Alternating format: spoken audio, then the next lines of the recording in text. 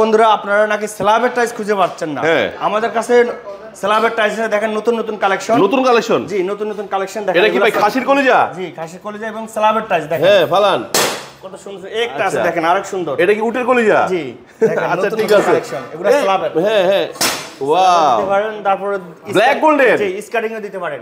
এগুলো স্কেলিং ও দেওয়া যাবে? স্কার্টিং ও দিতে পারেন, ব্ল্যাক গোল্ডেন স্কার্টিং ও দিতে পারেন। জি হ্যাঁ এই যে আরো একটা আছে দেখেন একটু গ্যালাক্সি।